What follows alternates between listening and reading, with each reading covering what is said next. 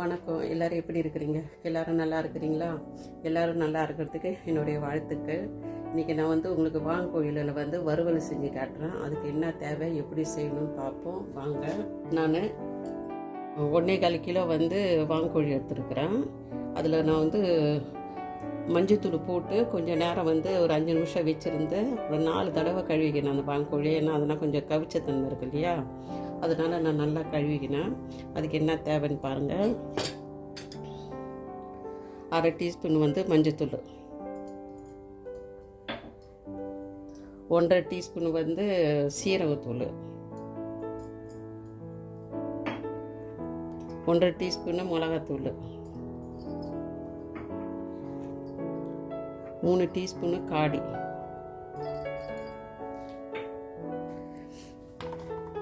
கொஞ்சோண்டு கருவேப்பிலை, ஒரு 2 சைஸ் வெங்காயம், அது சின்ன சைஸ் வெங்காயம்,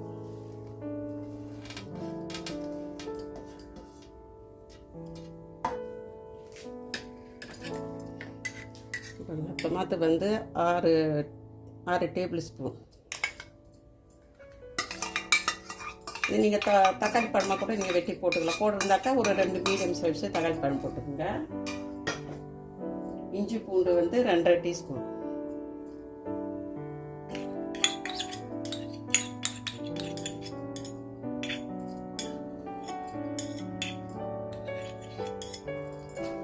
அவ்வளோதான். கடைசியாக கொஞ்சம் எண்ணெய் ஊற்றுவோம்.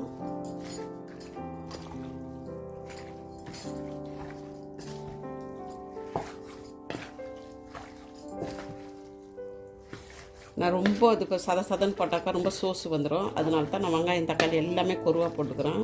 இது சும்மா ஒரு வறுவல் மாதிரி தான் நான் செய்கிறேன்.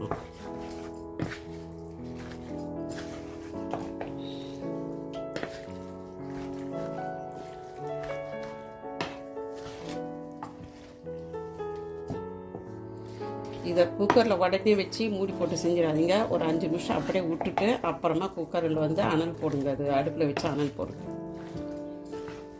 டக்கு டக்கு டக்குன்னு செஞ்சால் அந்த உப்பு இதெல்லாம் செய்யாது. அதுக்கு தேவையான அளவு உப்பு,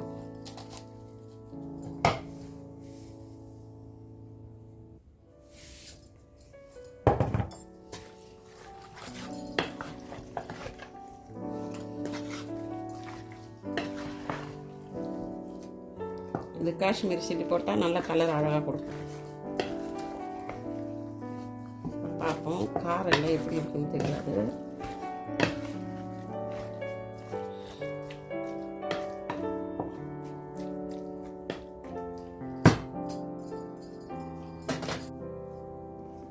தேவையான அளவு எண்ணெய், 1 2 3 4 5. ஏன்னாக்கா அது நல்லா கொஞ்சம் எண்ணெயில் கொஞ்சம் பொரிஞ்ச மாதிரி செய்யறதுக்கோசரம் நான் 5 ஊற்றிக்கிறேன்.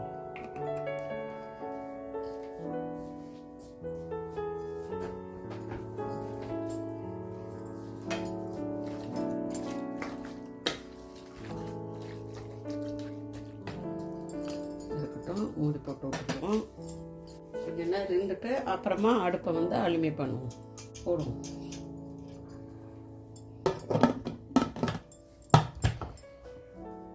ஒரு 10 நிமிஷம் இருக்கட்டும், அப்புறமா இருக்கும். 5 நிமிஷம் இருந்தால் போதும், 10 நிமிஷம் தேவை. பாருங்க, ஒரு 5 நிமிஷம் நல்லா கொஞ்சம் ஊற வச்சுருந்தா எந்த கறி செஞ்சாலும் உடனே போட்டு பண்ணக்கூடாது. இப்போ நான் அடுப்பை அலுமி பண்ணி விட்றேன். மிதமான தீ தான் வைக்கிறேன், மீடியமில் வேகட்டும். இந்த கறிக்கு அதிகமான விசில்னால் போட தேவையில்ல. தண்ணி அதிகமாக விடுற மாதிரி இருந்தாக்கா ஒரு 2 விசில் போட்டால் போதும். அதிகமான விசில் தேவைப்படாது. இருக்கட்டும், அப்புறமா ஒரு விசில் வந்துருக்குது, இன்னும் ஒரு விசில் வருது. நான் தண்ணியை ஊற்றலை கறியில், அது தானே தண்ணியை ஊடும். எந்த கறியுமே நான் குக்கரில் போகிற எதுலையுமே நான் தண்ணியை ஊற்ற மாட்டேன். அது தானாகவே தண்ணி நிறையா இருக்கும்.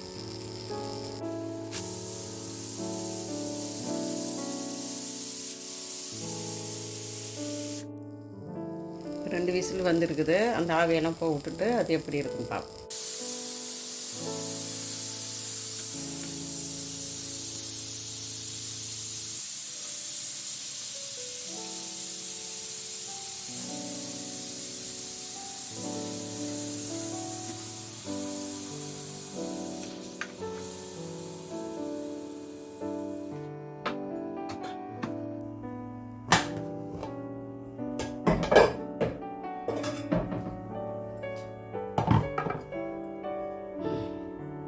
பார்த்தீங்களா, தண்ணி ஊற்றல, எவ்வளோ தண்ணி வந்துருக்கு. கறி வெந்திருக்கிறதா பார்ப்போம்.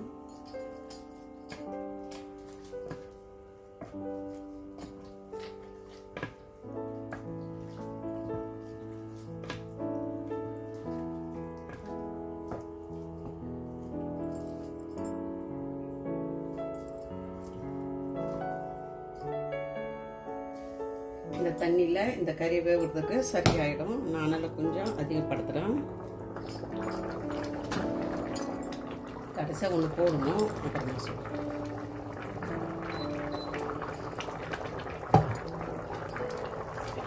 இது நல்லா தண்ணி சுண்டுட்டோம். சுண்டதுக்கப்புறம் காட்டணும்.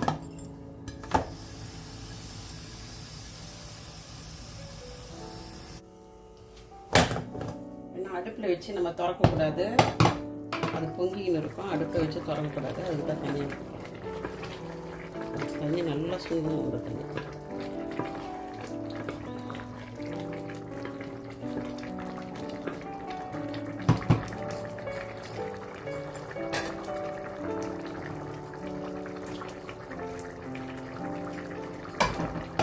திறந்து வச்சாக்கா கொஞ்சம் சீக்கிரம் தண்ணி சுண்டு எப்போதுங்க மூடி போடுறதா.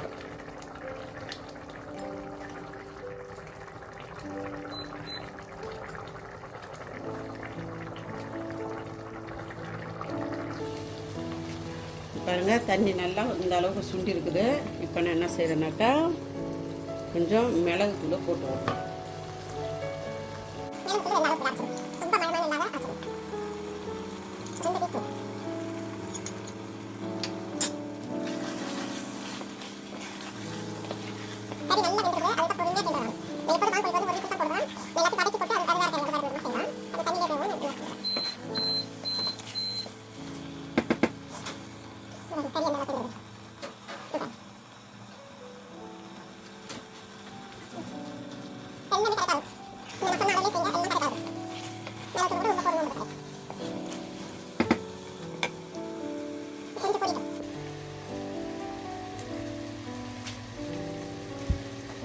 பார்த்தீங்களா, நல்லா சுண்டிடுச்சு. எண்ணெய் வந்து நல்லா மேலே வருது பாருங்கள். இந்த பதம் வந்து வந்து இறக்கிடலாம்.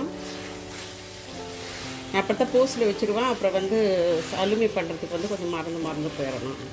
தெரியுதுன்னு நினைக்கிறேன் உங்களுக்கு. தெரியுதுங்களா? இந்த பாருங்கள், வாங்கக்கோழி வறுவல் நீங்களும் செஞ்சு சாப்பிடுங்க. எல்லோரும் சந்தோஷமாக இருங்க. அடுத்த வீடியோவில் பார்ப்போம். பாய்.